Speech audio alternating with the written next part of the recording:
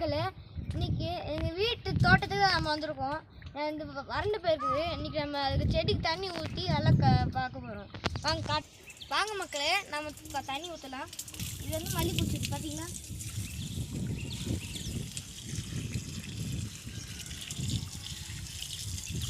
இல்லை அங்கே பாருங்க, அதான் முட்டெலாம் வந்துருக்குறாங்க. லிங்க் பண்ணி விட்டிங்கன்னா வேரில் படாமல் விடுங்க. தண்ணியை வேரில் பட்டுட்டுச்சுன்னா கொஞ்சம் வாடி போயிடும். இந்த செடிக்கு இவ்வளோ தண்ணி போயிடும். அடுத்து இது வந்து துளசி கம்மியாக போதும். பப்பாய மரத்துக்கு தண்ணி அதிகமாக வேணும். அதனால் நம்ம இதை எடுத்து கீழே போட்டுட்டு நான் வேறு செடிக்கு பார்த்துருவோம்.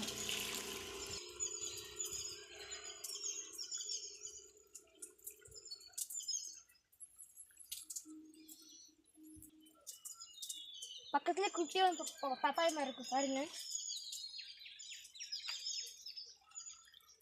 கத்திரிக்காய் செடிக்கு போகலாம்.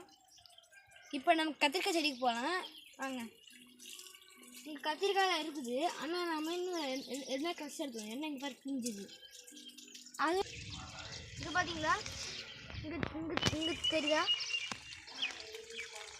இதெல்லாம் 2 நாள் கழிச்சு இருக்கும். நாங்கள் முதல்ல போட்டப்போ 2 வாரம் தான் போட்டோம். ஆனால் இதில் நிறைய வந்துடுச்சு. இந்த அந்த பக்கம் வளர்ந்துருக்கு பாருங்க.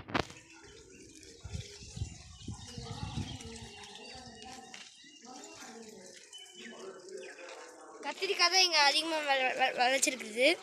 இன்னும் என்ன கழிச்சு நம்ம இதை அறுவடை பண்ணிடலாம். இது எங்கள் அப்பா ஐம்பது கரும்பு வாங்க போது எதுவுமே இல்லை, வெட்டி தான் கொடுத்தாங்க. ஆனால் நாங்களே அதை வச்சோம். நாங்கள் வந்து வராத நினச்சோம், ஆனால் வந்துருச்சு. நல்லா கிடச்சிருச்சு. இதுதான் கரும்பு செடி. அங்கே பொங்கலுக்கு வாங்கினா இப்போ வந்து நல்லா வளர்ந்துருக்குது. இன்னும் ஒரு 4 மாதம் போனால் கொஞ்சம் நல்லா வளர்ந்துடும். அடுத்த பொங்கலுக்கு இது நம்ம அறுவடை பண்ணிடணும். இப்போ நான் அடுத்த செடி காட்டு போகிறேன். இந்த செடி பாருங்கள். இந்த செடி பேர் நெத்திக்கல்லை செடி. நல்லா மருத்துவ குணம் இதுக்கு நிறையா இருக்குது. இதை மட்டும் நீங்கள் டெய்லி பூவை பொறிச்சு சுடு தண்ணி போட்டு குடிச்சிங்கன்னா கொஞ்சம் அரிசி காட்டிலாம் வெளியே வரும். அடுத்த செடி பார்க்க போகிறது வந்து எலுமிச்சி பழம் செடி. இது ஃபஸ்ட்டு வந்துச்சு எலுமிச்சி பழம். அடுத்து இன்னும் வரல எலுமிச்சி பழம். இப்போ நாங்கள் வச்சுருக்கோம். மரமானதுக்கப்புறம் நல்லா பெருசாக வளர்ந்ததுக்கப்புறம் வந்துடும். நம்ம அடுத்த செடிக்கு தண்ணி ஊற்றலாம். இந்த செடிக்கு ரொம்ப தண்ணி ஊற்றிட்டோம்.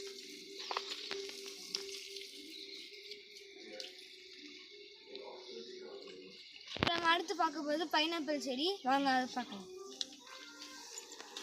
பைனாப்பிள் நாங்கள் முந்தனேத்தான் வச்சோம். இந்த இது வந்து அந்த பைனாப்பிள் செடி வந்து ஒரு 2 வீக்ஸ் முன்னாடி வச்சோம். அடுத்து பார்க்க போகிற ரோஸ் செடி. நீங்கள் ரோஸ் செடிக்கு நீங்களே கண்டுபிடிங்க. இங்கே பார்த்தீங்களா, இதுதான் ரோஸ் செடி. நாங்கள் ரோஸ் இன்னைக்கு காலைல வந்துச்சு. நாங்கள் அது எல்லாத்தையும் பொறிச்சிட்டோம். நீங்கள் இப்போ பார்த்துட்டு இருக்கிறது கெப்பக்கிழங்கு. இது வந்து நாங்கள் 3 வீக்ஸ் முன்னாடி தான் வச்சோம். இதெல்லாம் வளர்ந்துருக்குது. இது வந்து இந்த கப்பக்கிழங்கு செடி தான். ஆனால் நாங்கள் 1 மாதம் முன்னாடி வச்சோம்.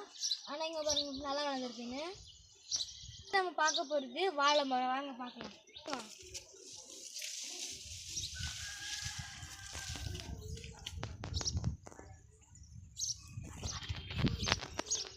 இதை பார்க்குறீங்களா ஃப்ரெண்ட்ஸ்?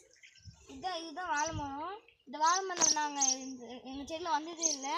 இருந்தாலும் எங்கள் வீட்டு சாமி கொண்டு போகிறது இலை வேணும்னு எங்கள் அப்பா வந்து வச்சுருக்காரு. சாமி கொண்டு போய் படையெல்லாம் போடுவாங்க.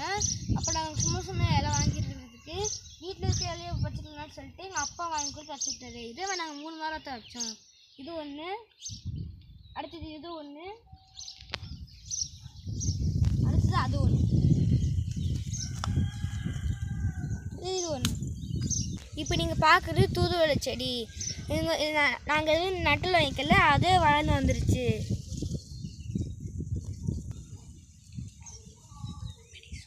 இது வந்து மெடிசன்ஸுக்கு நல்லா உதவும் ஃப்ரெண்ட்ஸ். இது வந்து தூதுவளை ரசம் வைக்கலாம் வச்சு. சளிக்கெல்லாம் நல்லது. இதுதான் பருத்தி செடி. இது பார்த்தீங்களா பஞ்சு.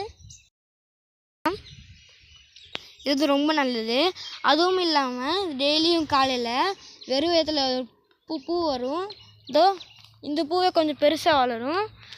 இந்த பூவை எடுத்து நீங்கள் சாப்பிட்டீங்கன்னா உங்களுக்கு வயிறு வலி சரியாயிடும். இது பேர் பருத்தி செடி.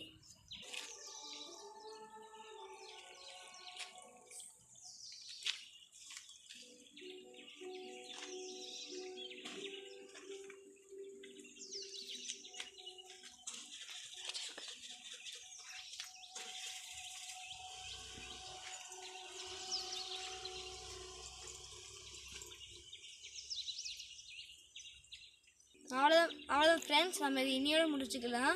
அவ்வளோதான் ஃப்ரெண்ட்ஸ், இதுதான் எங்கள் தோட்டம். எங்கள் தோட்டம் எப்படி இருந்துச்சு கமெண்ட் பண்ணுங்கள்.